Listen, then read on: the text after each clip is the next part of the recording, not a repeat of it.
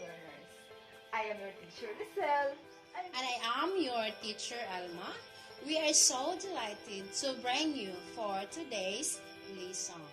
For today's lesson, you will learn how to identify real or make-believe, fact or non-fact images.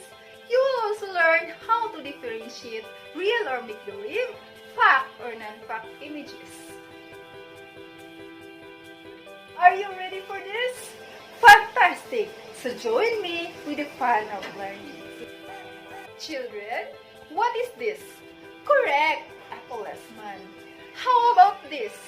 Yes, this is a cat boy, a PG Masks character. Now, can you tell the difference between these two photos? Correct! A policeman is a real person, while cat boy is just a fictional character. Which do you think is the make-believe or non-fact image? Excellent! Catboy is an example of make-believe and non-fact image. A catboy is known for being one of the PG Masks, a superhero team that fight crime at night to keep it from ruining people. PG Mask is just a fictional character, so it means that he is just a result of imagination. Therefore, he is a make-believe image. While a policeman is the one who protects the community by fighting and preventing crime, a policeman is a real person. That is why he is an example of a fact image. By the way, the photo of the I'm going to policeman tell you a is story just about Pedro the policeman. Before that, please take note that after reading the story, we'll be answering 3 questions. What do we mean by real or make-believe image? What do we mean by fact or non-fact images? How these two differ from each other? Are you ready? Okay, let's start. One Saturday afternoon, Pedro the policeman was eating his lunch at the carinderia near the Santa Ana market. Suddenly, he heard somebody screamed, "Help!" He looked up and saw a duck stealing a big bag of lanzones from a nearby fruit stand. Pedro the policeman left his lunch and ran after the mischievous duck, calling his other police friends on the radio for backup.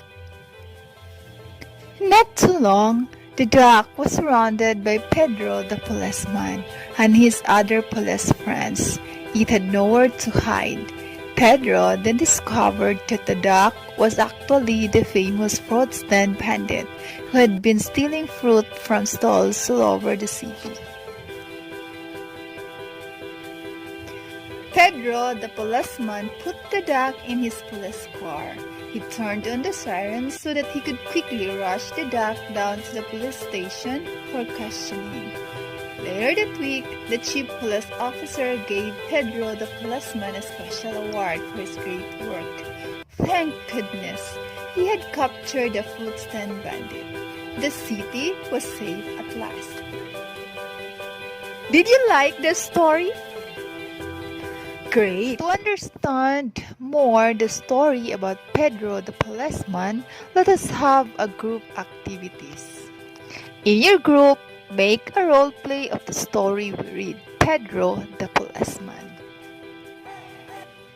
Group 1 will be the scene 1, the first paragraph of the story when Pedro saw a duck stealing a big bag of lanzones. Group 2 will be the scene 2 of the story, the second paragraph of the story where the duck was surrounded by Pedro the policeman and his police friends.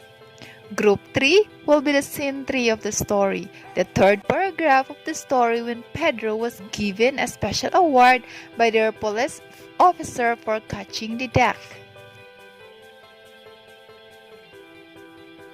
Okay, I'll give you 20 minutes to rehearse your scene. And please take note to follow this rubric. Okay, this rubric serves as your criteria in scoring your performance. Did you enjoy the activities? Okay, the story we read. Which of the statement could not really happen? A duck stealing lanzones or a duck being arrested for stealing lanzones?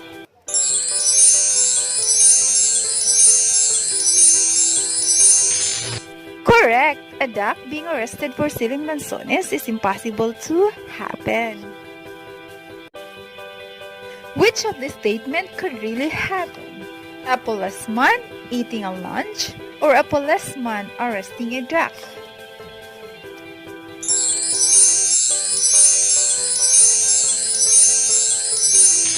Wonderful! A policeman eating a lunch is possible to happen, while a policeman arresting a duck is impossible to happen. Which of the statement could not really happen? A policeman given a reward for arresting a duck or a policeman calling a backup on the radio?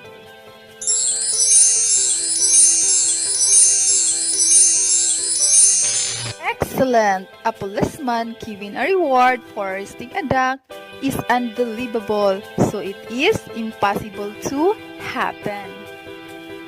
While a policeman calling on a radio for backup is believable, so it is possible to happen. What are presented in the first column?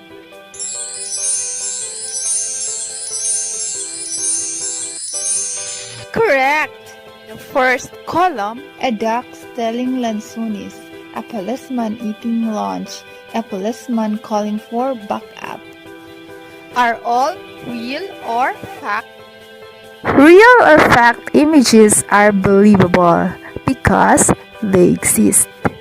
They exist because they are real. And if they are real, they are supported with a fact. They are not an imagination, so they could happen. Another example. What are presented in the second column?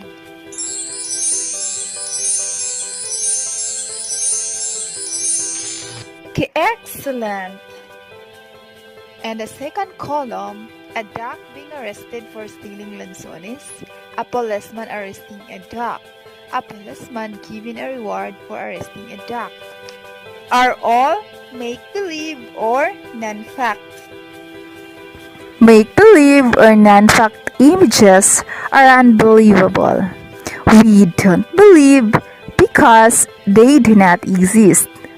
They do not exist because they are just a fantasy and a product of an imagination. They are not supported with fact.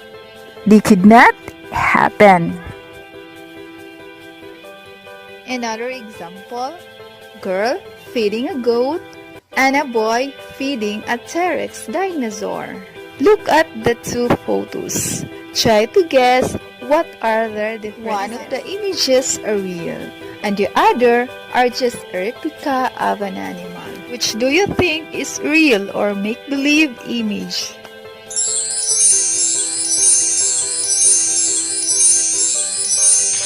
Correct! The goat is a fact or real image, while the replica of a dinosaur is make-believe or non-fact image. It's activity time! Read its sentences and decide if the images it creates is real or make-believe. Number 1. A goat is reading a fantasy book. Real or make-believe?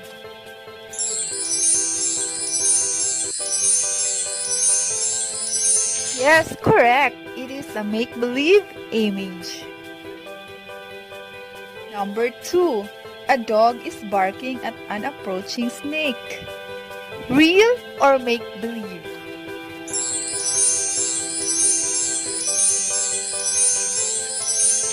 Excellent. The answer is real. Number 3. A cow is eating grass. Real or make-believe?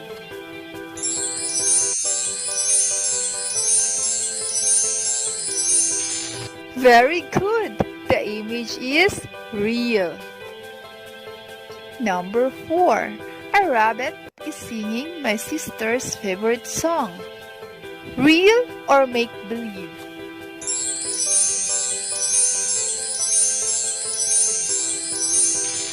Excellent! The image shown is make-believe. To internalize the difference between real or make-believe, fact or non-fact images, try to listen and understand the short song. Real or fact or images that exist in real life. They could happen, believable and proven true. Make believe or non-fact or images that don't exist. They are just fantasy or imagination. Real or fact or images that exist in real life. They could happen, believable and proven true. Make believe or non-fact or images that don't exist. They are just fantasy or imagination. Understand now the difference between real or make-believe, fact or non-fact images. Let's have another activity. Read each sentences. Decide whether the image it creates is fact or non-fact. Number 1. My sister stayed up several nights to watch the Korean series Crash Landing on Me. Fact or non-fact?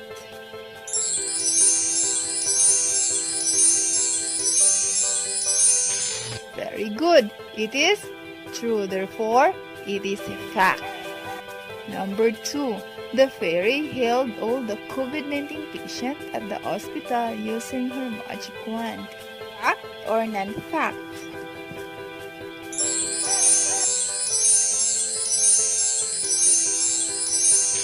Excellent. It is impossible to happen, therefore, it is non-fact. Number 3. The president had meeting with a cabinet officer. Fact or non-fact?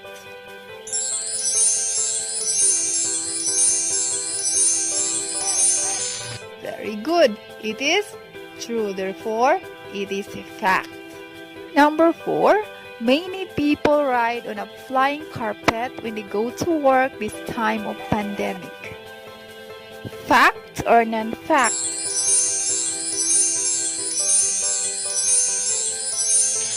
Excellent. It is impossible to happen, therefore, it is non-fact. Good job, my dear learner. That's all for today. I hope